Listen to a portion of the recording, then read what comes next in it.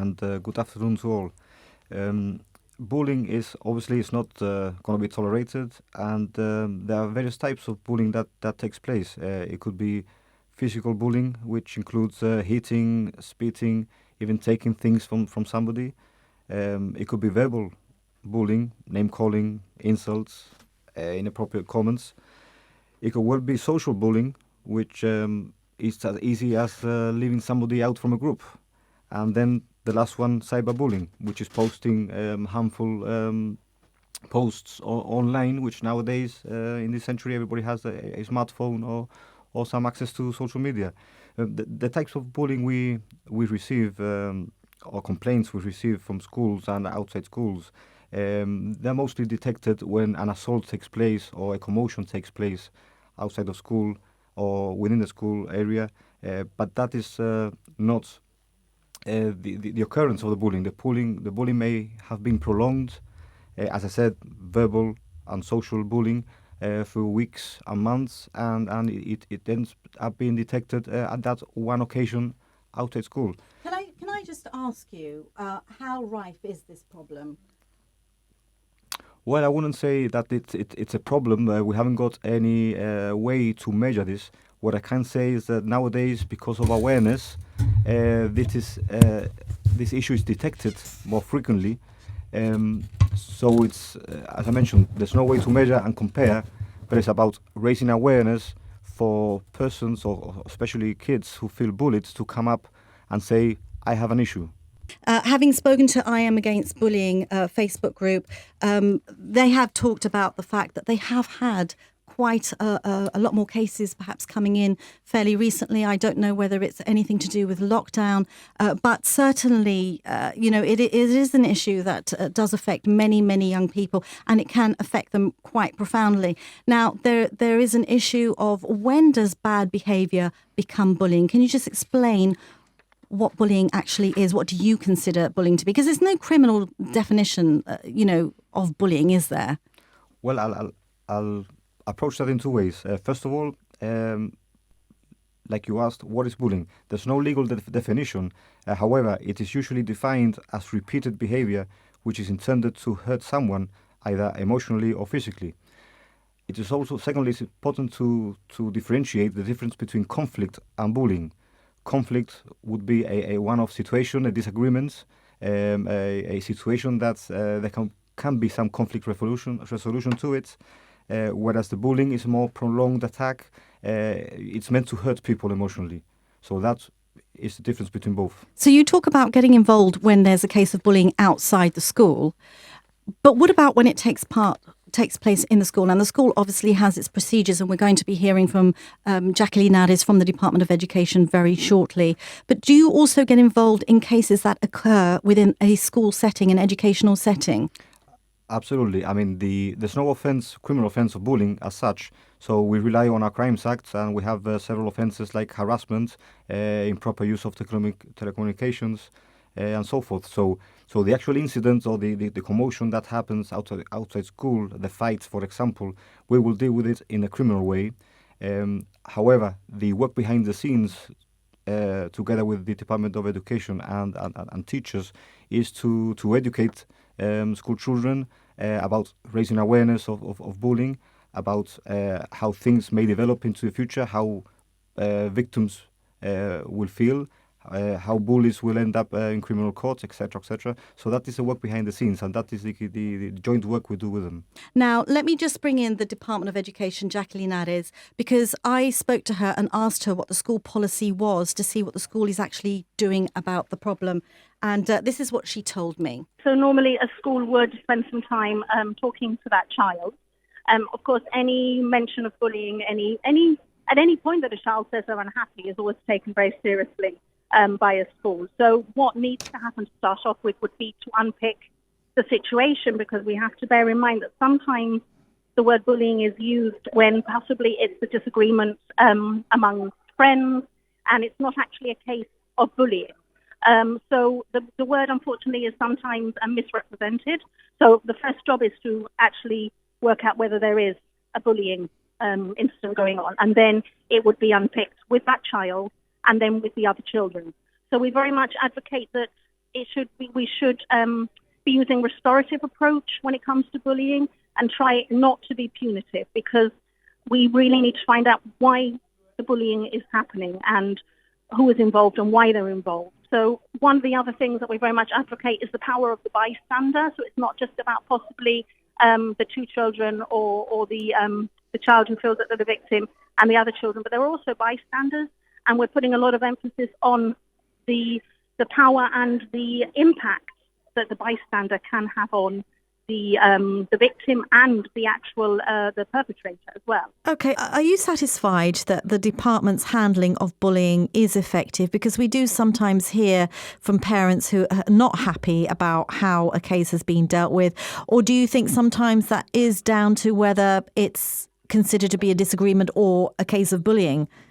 It's a mixture. I mean, we fully understand that it's very, very emotional for a parent and for a child. And when a parent sees their child very upset, of course they're going to want it unpicked.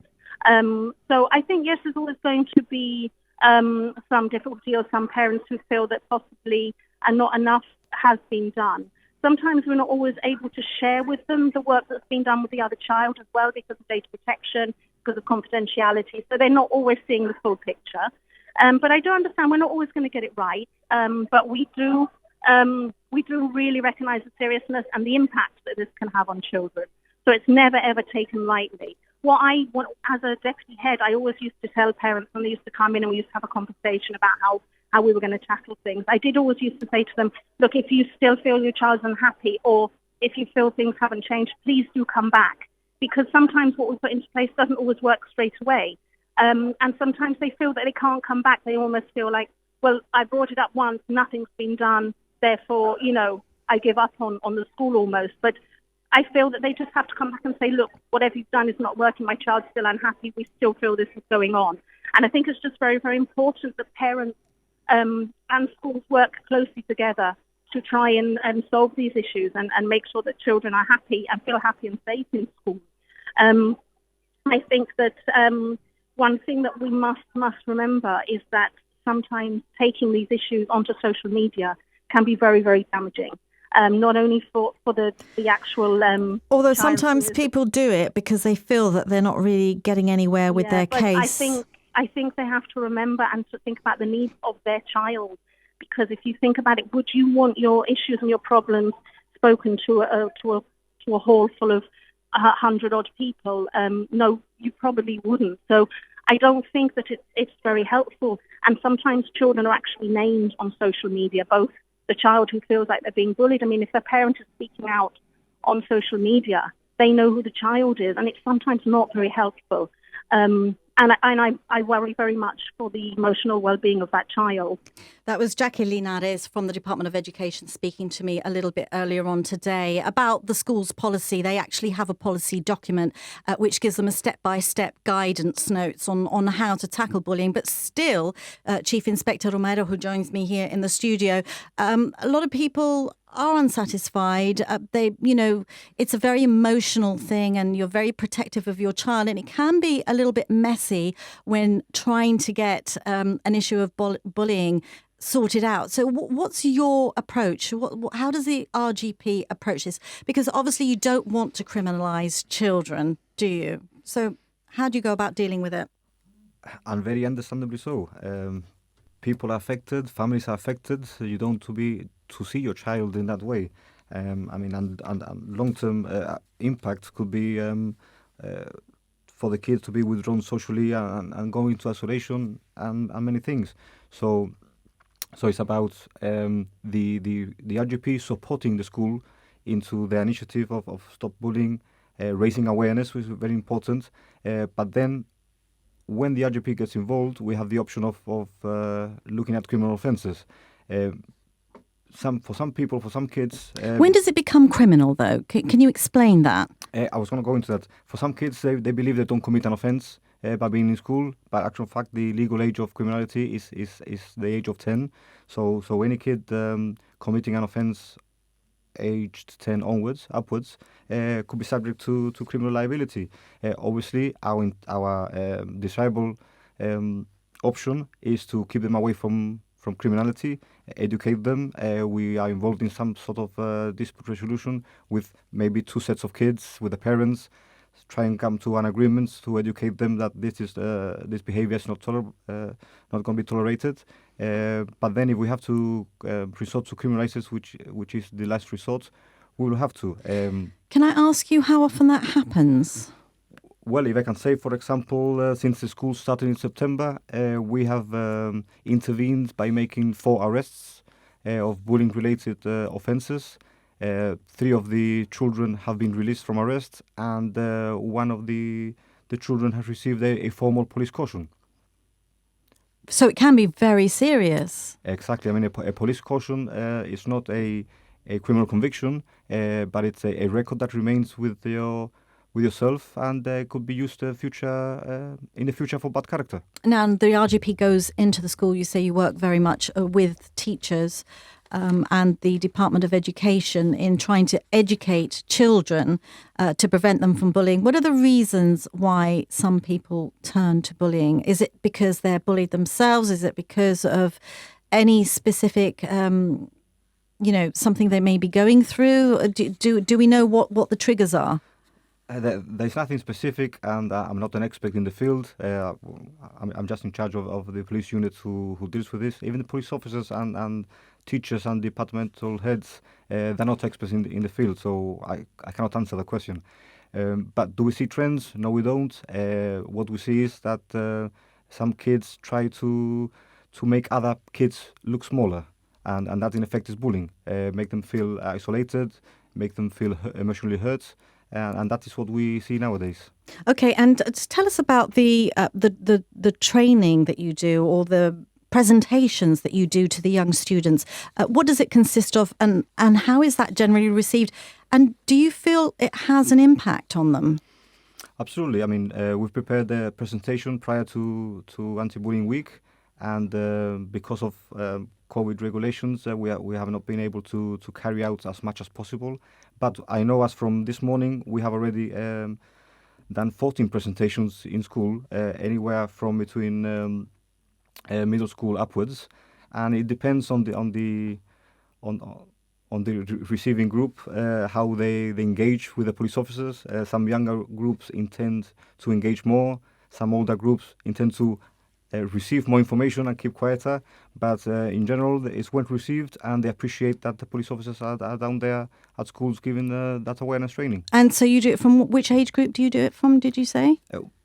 Or any age groups. What we've tackled so far is from middle school upwards, but I mean, bullying presentations will be offered across the board, and not only during the Anti-Bullying Week. It will be a frequent program being rolled out throughout the year. So if I'm a parent and I'm concerned that my child is being bullied, do I go straight to the RGP, or do I go to the school? If it's something that's happening out of school, where do I go as a parent? Well, as I mentioned earlier, there's no specific offence for bullying, so it's all about the behaviours, and if it is an offence, it's specific criminal offences. So my advice to parents is to identify, especially for parents whose kid is in school, is to find out, speak to the teachers, find out how the child is getting on with others in the class, and raise any issues of conflict they might have with other children, and also ask the teacher if they have noticed if the child seems unhappy and isolated whilst in school. So that's my advice to them. If the Department of Education or the teachers identify any issues, the RGP is always there to support them on that. So your final message then to young people out there who may be indulging in that sort of bullying behaviour, what would your final message to them be? Well, the message to children is don't make others feel small. This is long-term effects that they could have. People could feel isolated, they could be withdrawn from society. And for those children who feel that they might be bullied, my advice to them is to build the self-reliance, set personal goals, and believe in yourself and your abilities. Very good advice. Thank you very much, Chief Inspector Nolan Romero, for joining us. And I do apologise, Kaylee Sanchez from the I Am Against Bullying page. Technically, we just weren't able to bring her into the programme today. And of course, she had some personal experiences to share, particularly really those that that have joined the group and reached out for support. And that is exactly what that group is there for. I Am Against Bullying. There's also the Department of Education that have very clear anti-bullying guidelines and always there to try and help support children who feel that they're experiencing. And of course, particularly for parents, the RGP have said that they too can offer help and mediation as well. So there is help out there for anyone that is experiencing bullying in this anti-bullying week. Thank you very much for listening to Radio Gibraltar.